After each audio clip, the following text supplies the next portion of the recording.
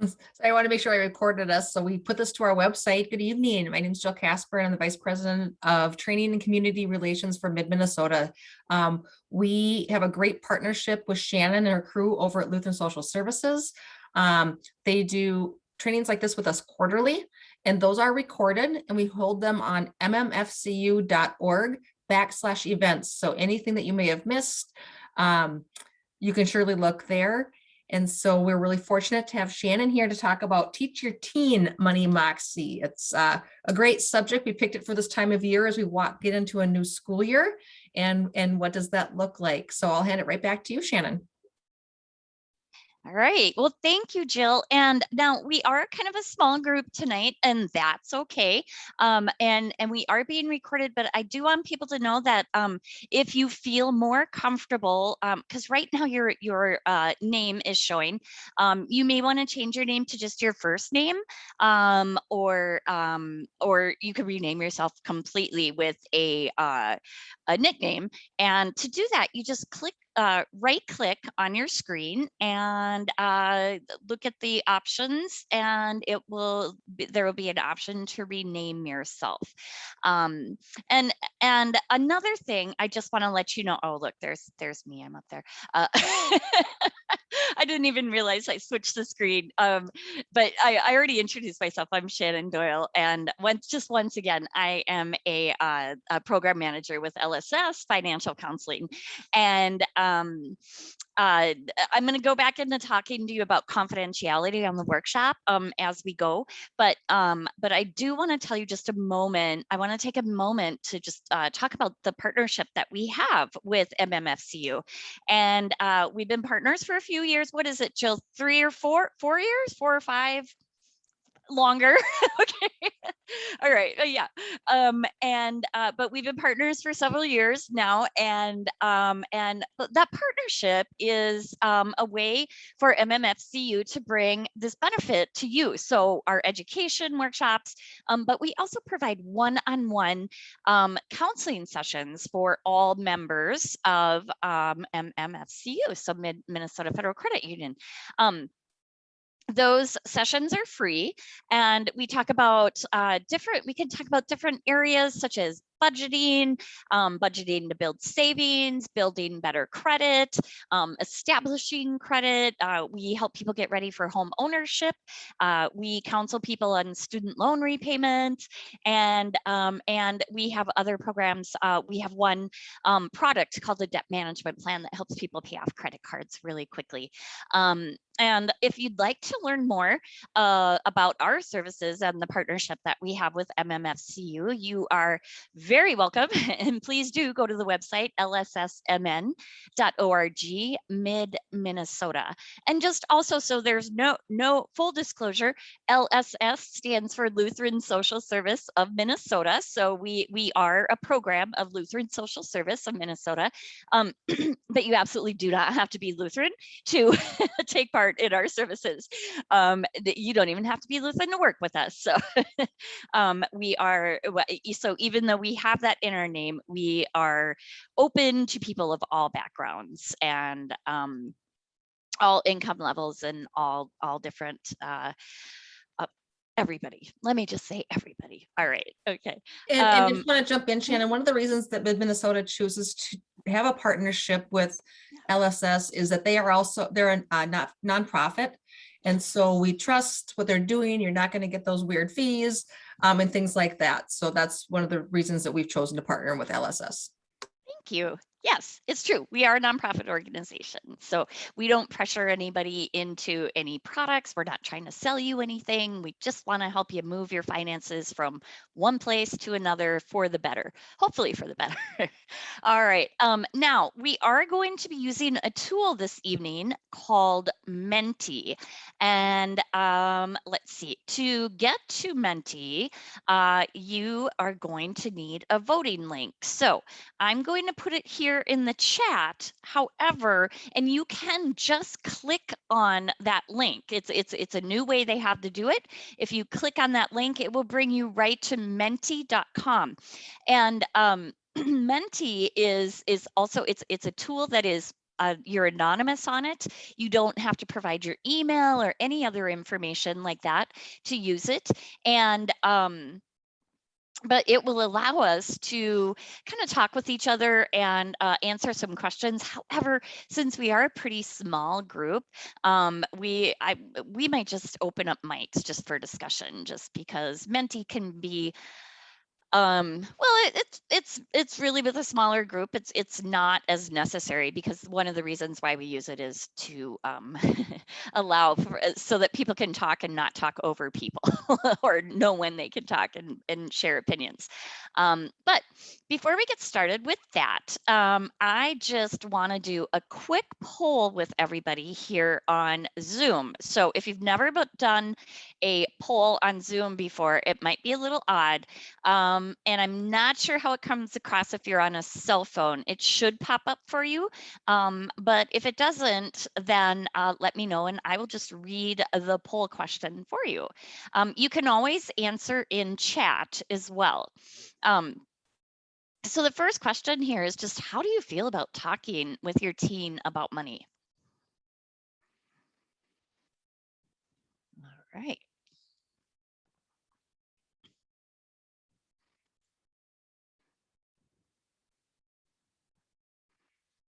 Okay. All right. So, and if you didn't see the poll, you can always put your answer into chat as well.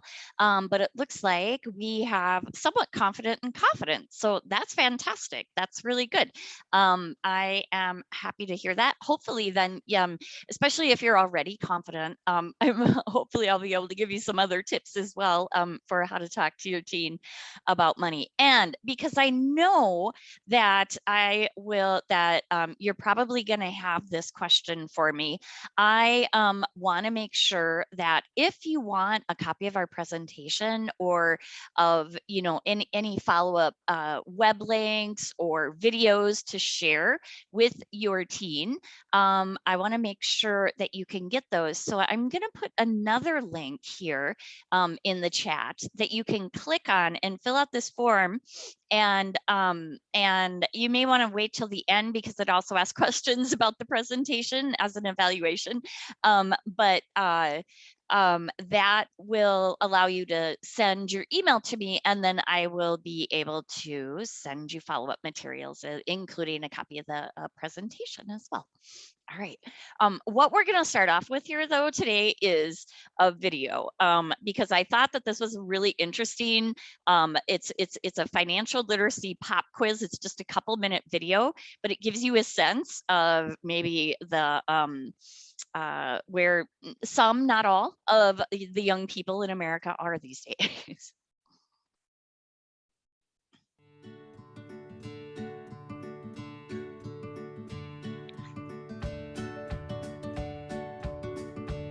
My name is Janae, and I'm a sophomore.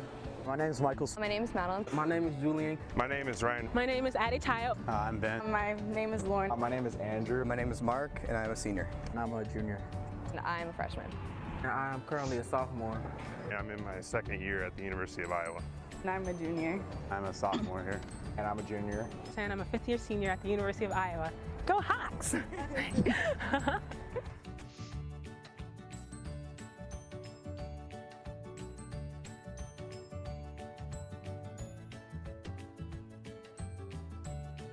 The Cubs, of course.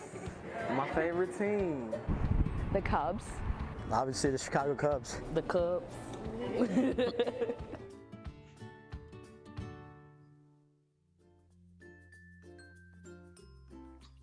Beyonce. I'm killing this. Beyonce. It's really sad I know that. Beyonce, they, Queen Bee did.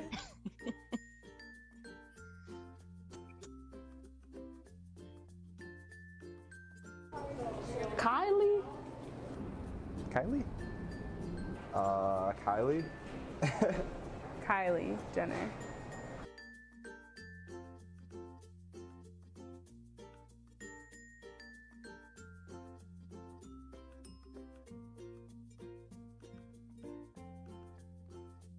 Okay, so now we're getting into real questions here.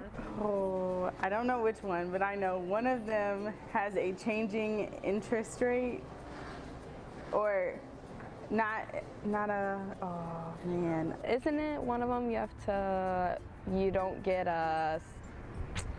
pay right away? I'm gonna be honest, I'm just go with I don't know. Subsidized loan, they charge interest 6 months after you graduate. Unsubsidized loan, they charge interest as soon as you get it.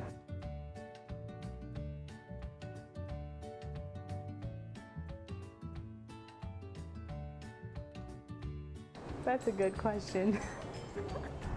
Is it like 15%? I don't know, I'd probably go like 3%, 4%.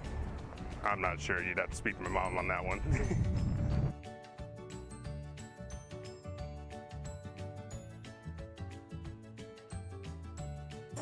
Probably like $400 and some a month. $150 a month, maybe. 25,000 divided by 12,000 would be, no, 1,200. If we round it down to 10, it would be about 250 per month. Yeah?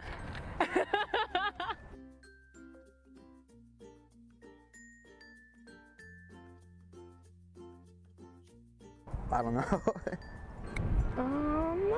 By going to your bank? I don't know. Annualcreditreport.com.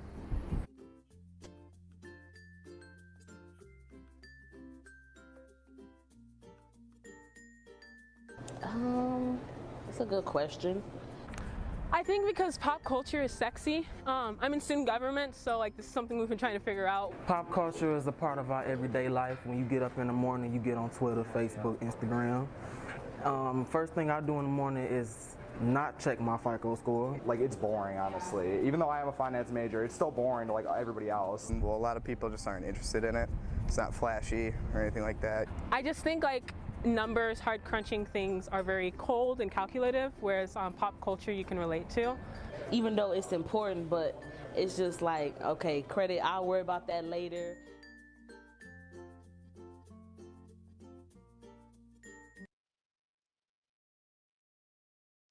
I always have to remember to unmute myself. Sorry about that. I saw that a couple of people hopped in while we were watching that video. So welcome. I just want to let you know one more time. We are using we're going to be using a feature called Menti.com, and it is going to allow us to do some voting and take some polling and things like that and answer some questions. So for those of you who came in a little late, I'm just reposted that link and you can click on that. It's going to open in another browser and it will bring you to Menti.com, and you'll be able to, on Menti.com, you will be able to ask questions and make comments and take part in our polls as well. And then just one other thing I want to show you before we move on is that if you are on a cell phone, you may want to bring up a separate browser, even though we won't be able to see you on Zoom, but I know that means that most people don't have their videos on anyway, so that's fine. And then if you go to Menti.com and enter the code 82325008, you can also then participate in that. But we don't have to use Menti.com, but right now we're going to move on to the first question that we have, and this will be on Menti.com, but you can see it on your screen too for Zoom. And if you're not able to get to Menti.com, that's fine. You can put your answer to this question in the chat. So what is one lesson about money that you learned when you were young?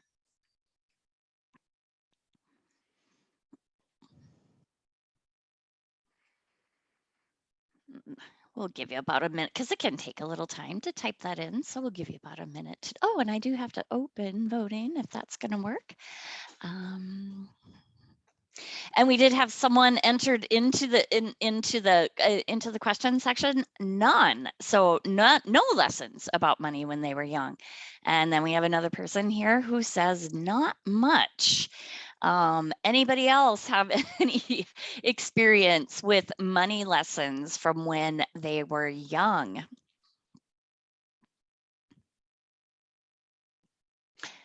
No lifelong lessons, but if I want money, I need or want, or if I want money, I need or want something, I just work for it. Yeah, that's hard work pays, right? That's a good lesson that we're going to touch on that lesson today.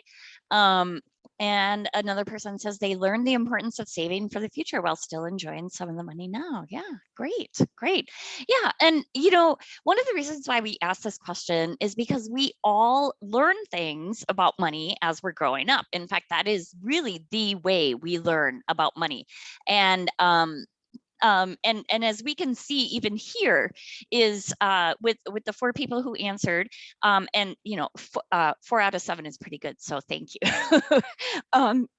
But it is really common that we don't learn anything specifically about money as we grow up. But even if we realize it, even if we don't realize it, even if, as we go through life and our parents or grandparents or whoever never sat us down and talked to us about money, we still have incorporated messages about money throughout our lifetime, right? I think some really for a lot of people, common ones can be, well,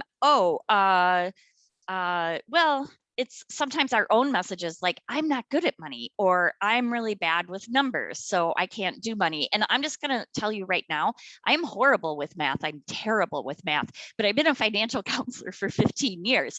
So you don't have to be good at math. You don't have to like numbers to be good with money, because the biggest thing about money and about managing money, and this is a really big lesson that you can think about and bring to your teens, is that we don't really manage money. We manage the choices that we make around money. And those choices can be big as to what neighborhood we live in, how big of a house we buy, what kind of car we buy, do we buy new or used, or those choices can be, do I take out debt to go to school, or do I save money and pay as I go? Well, nobody can really pay as they go anymore, but those are some of those choices that we can all think about, or even just something as simple as, if I'm going to spend $10 on going to a movie this week, well, that means that I'm not going to have $10 to spend on something else, and I also will have lost the 2 hours that I spent at the movie theater.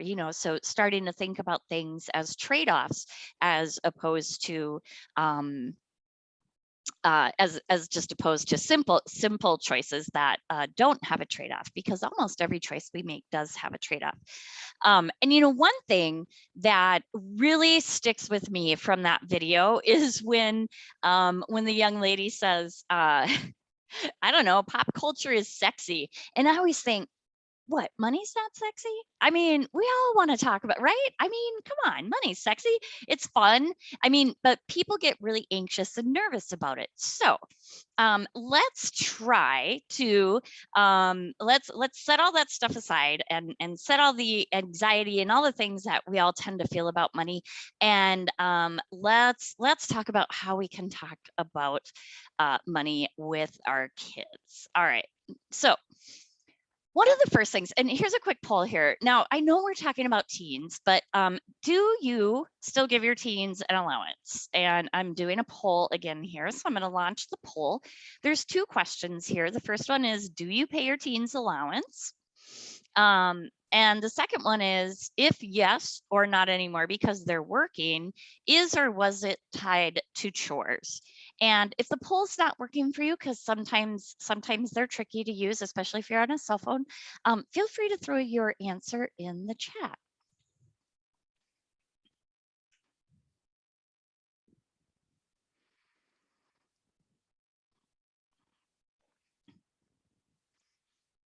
Okay, so far we've got 2 answers, and both say no more allowance anymore because they're working now. But we've got one person who is paying allowance, and we're kind of split kind of split on whether or not, actually, we're completely split on everything. If we look at this, we have one person says yes, allowance, one person says no, and two have teens that are working now. And then you're split half and half as far as is it tied to chores. And one thing that I learned, and look, my daughter's 25 now, or no, I'm sorry, she's 27. I keep forgetting. But as we go throughout life, allowance is really controversial, especially when it's for younger kids, but even when it comes to teens. And so I'm just really quickly gonna talk, and another Jill says, nope, they're all working, which is great. And I think though, even if you're not paying your teens allowance, you know, it's one question that I really like to ask parents is, are you teaching them rules around money? And if so, what are those rules that you teach them about money? These are some of the rules that you see on the screen that experts have suggested about allowance. And sometimes I think that if you're trying to teach your teens lessons about money, and money in general, that some version of these rules can also be really good. You know, just being clear, like, okay, so you're working now, you have your own money. Do they get to spend all of it however they want? Or do they have to save a portion of it? Or do, like when I was a kid and I started working, my parents said, okay, we're gonna spend this much on your school clothes. But after that, because, you know, I mean, I have to admit, it was the 80s, it was a while ago, but I really like those Gerbo jeans, you know, and all the Guess name brand things and all that. And so they said anything beyond this amount, you're going to have to pay for on your own. And, you know, and when I started driving, I had to pay for all my own gas in the car and, you know, things like that. And so, you know, it's good to have a conversation with your teens about what is their money going to be used for. And once those things are decided upon, really important, again, as with everything in parenting, is to be consistent, right? But of course, especially because they're teens, they're going to need some control over that, right? So definitely let them make choices. I think one of the hardest thing as parents is to let our kids make their own money mistakes, you know, make their own mistakes with money. But at the same time, if you think about it, they, if they're gonna make the mistakes with money, you know, if they're gonna overspend something or accidentally overdraft a checking account, not that you want that to happen, but it's better to have it happen while they're younger before it affects their credit or anything like that, as opposed to once they're older and they can get into tons of debt and, you know, have things really get away from them really quickly. There's a lot of theories out there and that say if it's allowance to use cash, and that really applies to more or less when they're younger, but there is a economic behavioral theory. It's called loss aversion, and that loss aversion says that when we use when we experience a loss, so when we use cash, our brains register it as a loss when we use cash to pay for something, and our brains register loss at a much higher rate than they do the pleasure from a gain. So when we're making purchases, if we make our purchases with cash, our brains are kind of going, oh, I don't know, I don't really want to hand over this cash. I mean, think of, and I know a lot of us don't carry cash anymore, but think of the last time you had cash, or when you were younger and you used it more often. And, you know, maybe you wanted to go into a gas station or grocery store or something for a pack of gum, and all you had on you was a 20. You didn't have a debit card or anything like that. And, you know, maybe you experienced that feeling where you're like, oh, I don't want to break this 20 for a pack of gum. Once I break it, it's like it's gone. I'm not going to have it anymore. Whereas if you go in and you just like swipe your card for a pack of gum, it's really, you oftentimes just don't even think about it twice. So so using cash can actually help people to spend less than if they're using a debit card or a credit card, or especially online shopping, right? Because it's so easy to just click, click, click, and you just spend money, and there's no pain in that, none whatsoever. So cash just keeps things real, but it can be hard to convince a teenager or even an adult to use cash as opposed to plastic or one click or iPay or Google Pay or Venmo, whatever it is. So so then we have to think about, how do you bring that back down to, how do you bring that down to reality? Like, how do you bring sort of the pain of the purchase home when you're using debit? And one of the best ways you can do that is just by having your teen or yourself, if you don't do this already, write down what you spend every day outside of your bills. Just at the end of every day, write it down so that you can keep track of that, because it's so easy to have those things add up really quickly. All right. The final philosophy about allowances is no chores. That's a discussion, that's a value topic, and everybody has their own values. I will just tell you that the one reason why they say, and once again, it is for younger kids more so, but the reason why a lot of experts say that you shouldn't tie chores to money or to allowance is because everybody should do chores just because it's part of being a family and not necessarily to earn money. And also, if you have a child who's a really good bargainer, they could get into bargaining for, well, I did half my chores, can I have half my allowance? And it just saves you fights that way. So that's my opinion. But it can work. All right. So several of you here, you have kids who are working. So just throw in the chat really quick. Are your kids, do they have checking and or savings accounts? Or you can unmute too. It's fine to do that as well.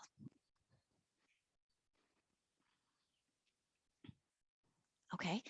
All right. So Jill says hers have both.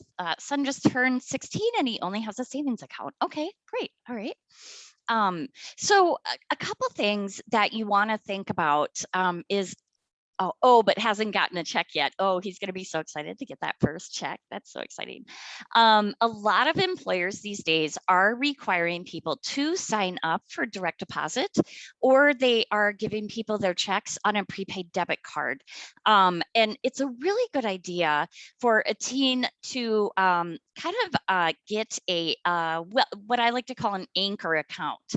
So that could be a savings account, but it could also be a checking account. And Jill, I think you all have checking accounts for teens, is that right? Right. Up until 18, the parent has to be on there with them. Okay. Because with that debit card, you're actually signing, something. So with I've got 5 children, they're getting older now, but some of them I got off of them when they were 18. I don't think my last one I'll ever be off of. So it just depends. Right. Yeah. And it's for my youngest, it's nice. I can go on to my account. I can see kind of what he's doing and where he's spending his money and if he's making those decisions. And yeah. Great. That's good. So I think it is important though to talk to your kids about why banking is safe, and why you do want to have some sort of an anchor account, whether your name has to be on it or if it's a savings account and then it doesn't. But you do want to talk to them about, letting them know about the FDIC. Now, why is that important? Well, it's important because it means that if for some reason they open an account and a bank closes, well, their money's going to be protected. They're not going to lose their money. And then talking to them about the difference between, your choices for banks. Now, obviously, because because our session tonight is held by MMFCU, you know, I personally think credit unions are fantastic, but I'm not doing my job if I don't say, of course, there's national banks and there's community banks and then there's credit unions, and we even have online banks these days. There's so much to choose from. So the biggest thing that I always recommend to parents is that talk to your kids about what can go right, what can go wrong, what is it that they want in a checking account, or a bank account. Do they want free ATM? Do they, you know, because then they'd want to look for a place that has the most free ATMs. Do they want to go with a national bank because they're going to be doing a lot of international traveling, or if their credit union or community bank offers that service too. And Jill, I saw you unmute. Did you have something you wanted to say there? For those of you know, I go into probably about 7 different high schools and talk about this. And I don't, again, it really depends on, I told you I've got 5 kids. They are not all at Mid-Minnesota. It does not work for them where they live and things like that. So and we really have those conversations about what works best. One of my sons is with US Bank because he went to college at NDSU and they had a relationship there, and it was really easy for him to manage his accounts like that. I have a daughter in Duluth who's kept her Mid-Minnesota accounts, and it's really worked well for her, and she's been up there for 4 years. So I just think it's important to talk about how they want them to work. Yes, absolutely. Absolutely. What you know, if mobile banking is really important to them, or the interest rate that you might get, a different interest rate you might get at a credit union versus a big bank. A lot of the big banks don't even pay interest rate on your checking account, and you know, whereas some credit unions do. And you know, so it's awesome just to talk about, because when you're having those conversations with them about those different choices and different services and what's important to them, what you're teaching them big picture is that you know, to be kind of a savvy consumer and to make really good choices that are going to fit in alignment with what they need. Now, I would be remiss if I didn't mention fintech companies, because these are popping up all over the place. So there are these apps like Chime, or a lot of like pay as you go kind of programs and things like that. But if you look at this, I love this. This is like the perfect example here. We're not a bank, we're better. Oh, but wait a minute. But banking services are provided by Choice Financial Group. So so they are a fintech group, but they're backed by a bank, but it's just a way for people to manage their money. And it's a debit card, not a credit card. And one of the things that they're really, really promoting is that you could get your paycheck 2 days ahead of when it would be deposited into a bank. So I just want to talk about this because these fintechs are really unregulated, and I think that younger people and teens, they really get drawn into them because the commercials are really, you know, the commercials are really catchy. You know, it makes it seem like it'd be really easy to manage your money, but honestly, I have not seen the benefit of a fintech company over a credit union or another bank. So it's important just to be careful and read the small print if you have a teen that is looking at fintech companies. They haven't been around for very long, and like I said, they're highly unregulated. And so I wouldn't go so far as to say that they're scams or that they're fraudulent or anything like that. They're not, but we just don't know a whole lot about them yet. And so it's something to be aware of. One thing that concerns me when I think of fintech companies is data mining. You know, and are they getting data from from the account holders? So it's one thing I get concerned about. All right, now, I know a lot of teens who like to learn about compound interest. And then there's a lot of us adults who don't understand compound interest. And compound interest is one of those things that it's important, especially for all of us who live in the United States, to understand, because of the fact that If we all have to save for retirement, compound interest is something we really need to understand. So if you want to sign up for the follow-up, email, I will send a link to this video out. You can show it to your teen, but it's just a really good review of compound interest. Let's assume a very generous bank offers to pay John and Lisa a return of 10% per year, and they each invest $1,000 called the principal. John wants to spend the interest each year and only keep the principal in the bank, while Lisa wants to save for 30 years, so she doesn't take the interest out each year. In John's case, the 10% amount to $100 each year. So after 1 year, he'll have $1,100 in his account, out of which he'll take $100. After the second year, he'll once again have $1,100 in his account, out of which he'll take $100. After the 30th year, he'll have $1,100 as usual and take $100. He will be left with $1,000 in his account. So his principal and the returns he made amount to $100 multiplied by 30, so another $3,000. A grand total of $4,000 that he made over 30 years. Lisa, on the other hand, will make more. After 1 year, she will have $1,100 in her account, but she keeps everything there. After the second year, she will earn 10% of those $1,100, and not only on the initial $1,000. Therefore, she will have $1,100 plus $110, so $1,210. After the third year, she will earn 10% of those $1,210 and have $1,331. After year 30, she will have $17,449.40, over 4 times more than John. All right, I said that was a really quick video. It was. So compound interest, it's amazing when you look at it, and I love the way that they describe it, because that really is how it would work, right? If you have money in an account and you pull out the interest every year, then you're just going to earn interest on the same balance every year. But if you leave that money in, you're going to start earning interest on interest as it's left in the account. And over, like, maybe after a short 5 to 10 years, it doesn't last, it doesn't add up a ton. But if you leave it in for a longer amount of time, it grows exponentially. And as in that example, ends up being 4 times what the other person had after 30 years. So it makes a big difference to do that. So just trying to figure out how to explain compound interest, simple videos can be really helpful. And just the fact that, very few teenagers are thinking about retirement. Let's face it, very few people in their 20s and 30s or even 40s sometimes are thinking about retirement.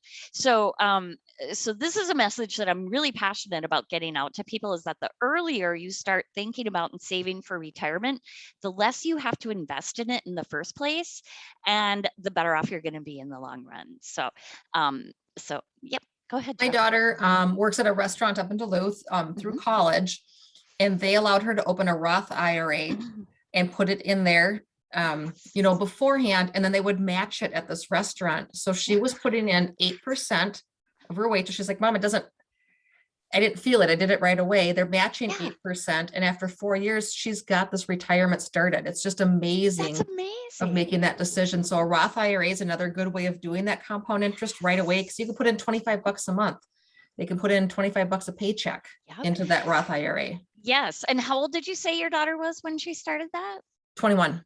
Yeah. So the amazing thing that a lot of people don't know is that a parent can co-open. You can be a co-account holder for somebody who's at least 16. You have to have earned income, but there's no age minimum to starting a Roth IRA. So if you have kids and they want to start saving, or you could convince them to start saving, the earlier the better, and that's amazing. I've never heard of a restaurant that does something that generous. That's amazing.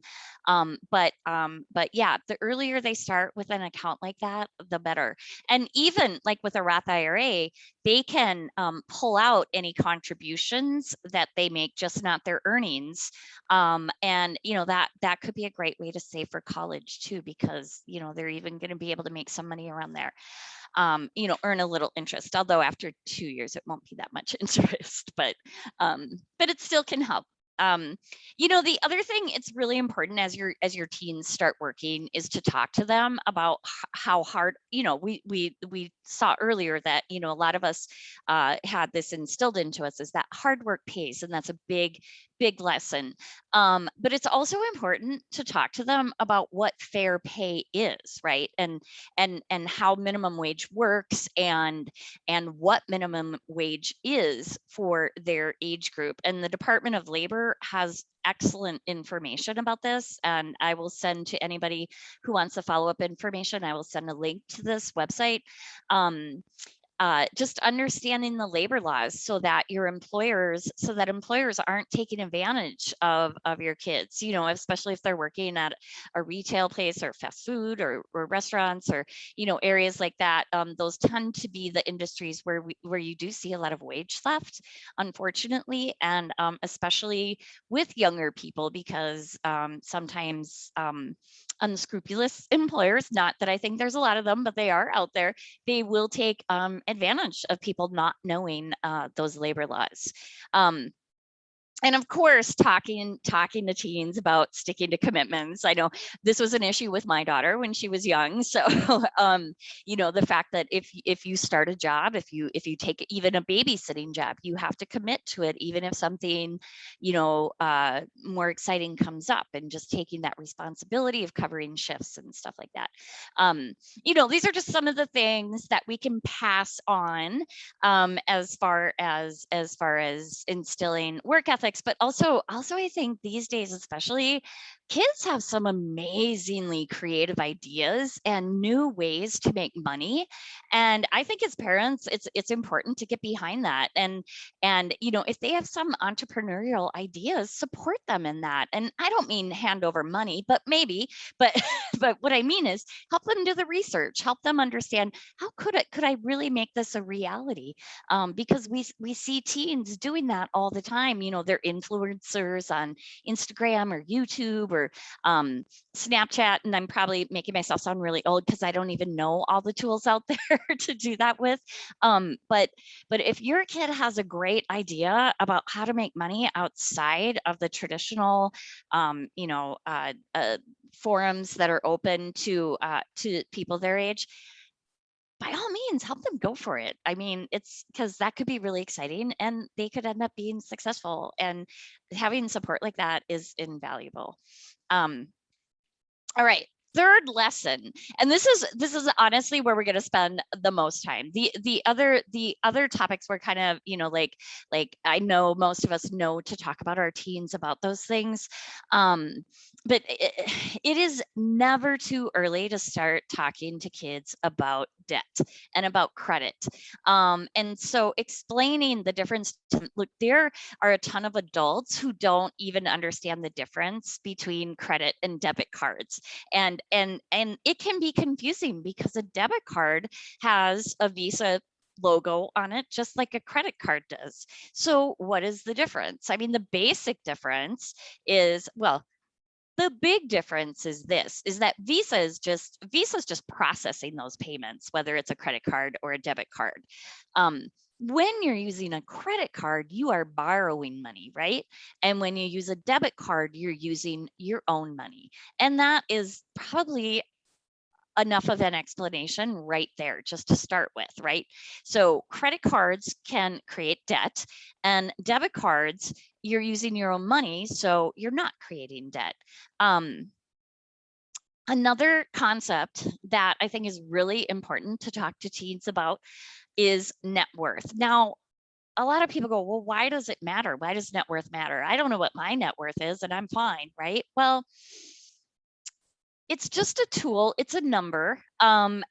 Just not as important maybe as a credit score, but in some ways for your personal finances, it is. Because your net worth compares everything you own, everything that you have of value, to everything that you owe, right? So let's say a really easy way to explain this to a kid would be to say, all right, so let's say you got your paycheck and you earned $200. So you have $200 now. But remember last month when you borrowed $200 from me and you said you were going to pay me back when you got your first paycheck. So do you really have $200? Because actually your net worth right now is zero because you owe me that $200 right now. You know, I mean, that's, you know, you probably, depending on how you feel about that, you know, you might not make your kid cough up their whole first paycheck, but if you owe somebody, you have to subtract that from the money that you have, right? And that can be just a really simple way to explain that to them. And it's an indicator of your financial health. If you have a negative net worth, so if you owe more than you own, then you know that's going to tell you that something's out of balance, and you want to figure out how you can get that back into balance. And then it's really important to explain credit card interest and the idea of credit as being kind of like your reputation as far as borrowing money goes. Now, here's just a quick, you could find a calculator like this anywhere online. This example kind of blows people away because of the fact that if you look at this, it's a $15,000 balance with an 18.9% interest rate. The first month's minimum payment is going to be $300. This person, it would take them, if they only paid the minimum, it takes over 30 years to pay that credit card off, and they're going to pay back about $44,000 in interest, because that's a really high interest rate. And if you don't understand how minimum payments work, and this is exactly what happens. So you pay that first $300. Your balance is not going down by $300. It's going down by almost $64. A huge amount of that money is going towards interest. So that's just going to the credit card company. Now, I know credit unions do not charge this high of an interest rate, but so this would be more like— It depends on your credit score. And well, so true. It really, you know, it depends on your credit score. So if you are looking for a credit score presentation, I did one with Bridges Career Academies, and it's listed on the Mid-Minnesota website. It's like 10, 15 minutes and kind of the down and dirty of what is a credit score. What I tell my teens is it's your GPA for life is your credit score. It's a good one. It is a good one. And I'm actually going to touch on credit too in a minute here. But I just want to show this so this first payment, $300, but what happens after 11 payments? First of all, you can see that the minimum payment goes slightly down every month, just a little bit, like hardly enough to notice. But after 11 months, you're down to a $287 payment. But guess where this balance is? You've only paid off about $750 after paying out about $3,200. So a little over $3,200 has gone to this credit card bill, but the balance has only gone down by a little over $700. So that can be a really powerful way to explain credit cards to a teenager who doesn't understand how that can work. And like Jill said, how much you're going to pay in interest really is dependent on your credit score. So what is a credit score? It's like I said, like Jill said, it's about your reputation. It's about you're going to be evaluated on how you pay back your debt. But at its heart, a credit score is really just a tool that helps lenders determine how risky it is to lend you money. Or to put it another way, how likely are you to pay back that money that you're being lent? Okay, either through a credit card or a loan, or some other mortgage, which is still a loan, of course. But credit cards come in on a scale. Credit scores, not cards, sorry. Credit scores are on a scale of somewhere between 300 to 850, depending on which models. Some go 350 to 900. And that's another really important thing for you to think about, is that nobody has just one credit score. We all have multiple credit scores. It depends on the credit bureau that it's being pulled from. It depends on the model of the credit score that's being used, and it depends on the company. Is it FICO? Is it Vantage? And which model of the different credit scores are being used. So it can get really confusing and really frustrating. So instead of focusing on that number, oftentimes what we tell people is to focus on the factors that go into a credit score. So if you're focusing on those factors, you know, if you think of this like a pie, like a piece of pie, you know, like a pizza. I used to call this the credit pizza. If you want to improve credit, you're going to want these two biggest pieces here, right? So this is where you really want to focus your energy, is on keeping your amount of debt low. So this means not charging more than 30%, 30 to 50% of a credit line, okay? Because the more of your credit line you're using, the harder it's going to be on credit. And then the other biggest piece is the payment history, okay?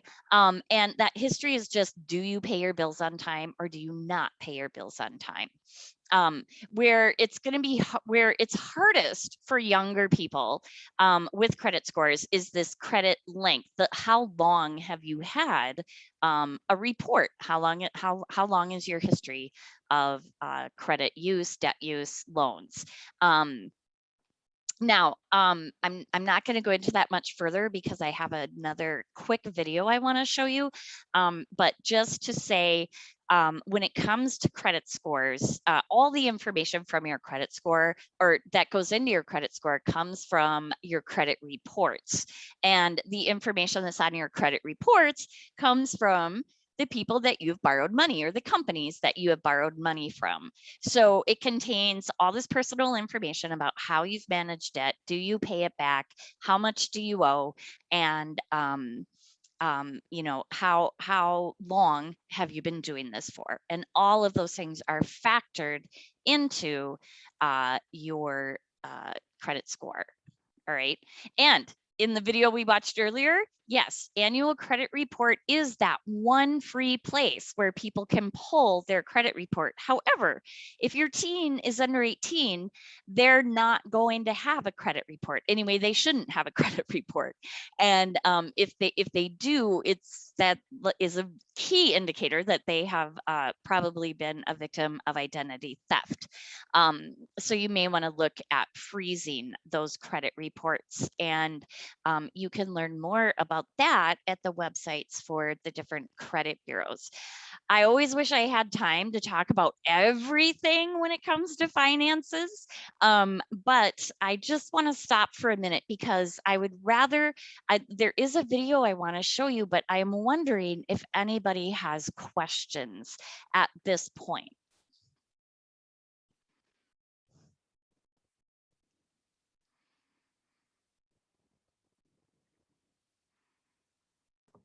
Okay. I'm not sure where everybody's on the call, but if you have kids at Brainerd High School going into the fall, I will do 10 weeks of personal finance in Dylan Knippel's economics class. So what is a credit score? What is a credit card?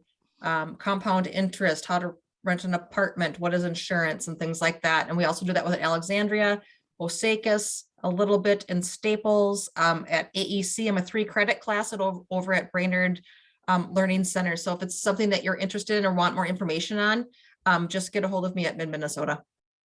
Oh, that's fantastic. That's great to know, Jill. Okay. Okay, so let's take a peek at this video here. And this is just really kind of a bunch of myths and misperceptions that people have had about credit scores over time.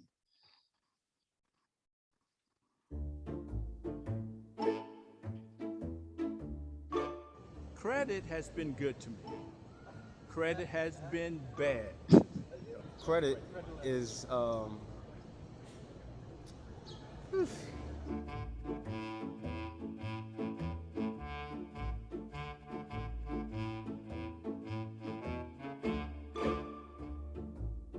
they're convenient. They're very dangerous.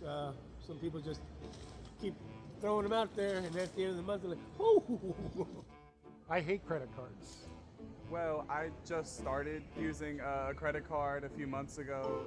I don't like the fact that I owe the bank $500 already, and I don't even have $500 in my pocket.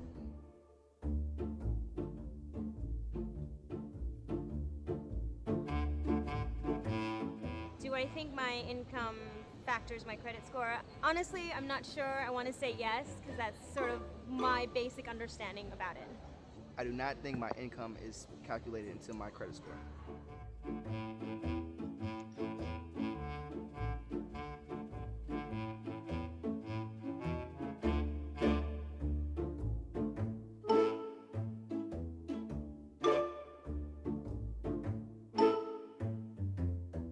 When I look at a credit score, I think where I bank is on there, but I don't believe the amount that's in my savings should be getting pulled into that report.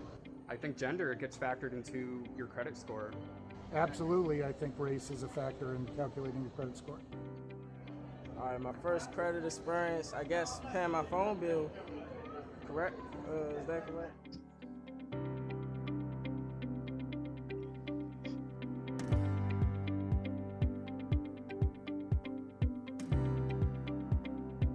I have a couple credit cards now, and I do not pay them all off at once, and I was told to not do that.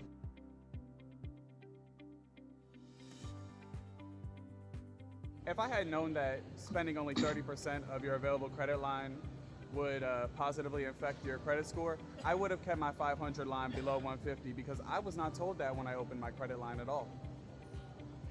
I'm a little salty about that. Off the top of my head, if I wanted to improve my credit, I would try opening more lines of credit. I would keep my payments current. As far as I know, I think that's as much as I would do the two big things. When a person has poor or no credit, they have limited options for financial products and are charged the highest rates to borrow money. 27% of Americans in the credit system have subprime credit, a credit score below 600, and pay more because of it. To put this into perspective, a subprime borrower would pay nearly $3,000 more in interest to purchase a $10,000 car than someone with prime credit. That's the equivalent of a $1.40 per hour raise. The good news is that there's a solution.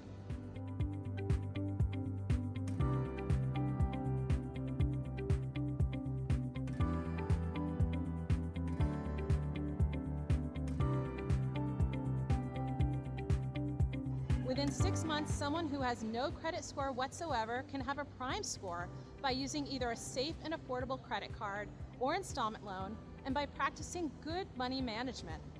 There are a lot of misconceptions about credit that stand in the way.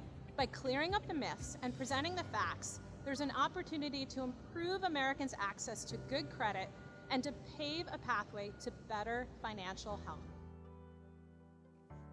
Okay, see, I absolutely see a future where I could be.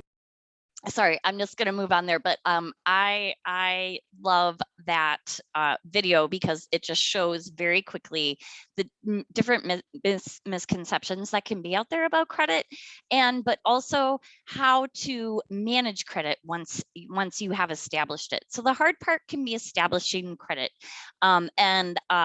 so really the best way to do that is for a younger person to maybe open a secured credit card. The retail cards, the gas or department store cards, can be really difficult to get at first. You have to have some sort of employment history, or there's a lot of different factors, but they also carry a really high interest rate, those cards do with them.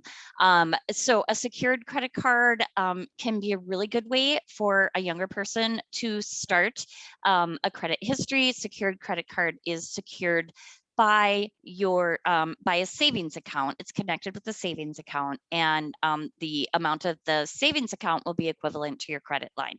And then it's reported to the credit bureau, and the credit uses, and all the other rules apply. You know, you have to make on-time payments. You want to keep the balance low, even though it's secured with your savings as well. Now, bit of news to me, and Jill, maybe you can weigh in on this, but recently I have a coworker who has a son who's going off to college, and she wanted to open a joint account with him on a credit card.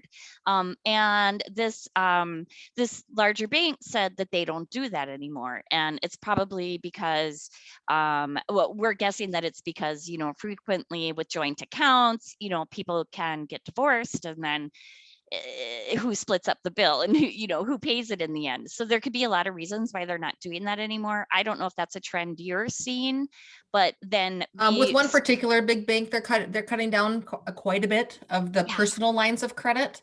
And that's what I've seen there. And then again, I think that the money management thing here for your teen is be really careful who you're co-signing with, because they have 100% access. And Tina said, I never thought it'd be good for a credit card for our kids. So again, I've got 5 kids.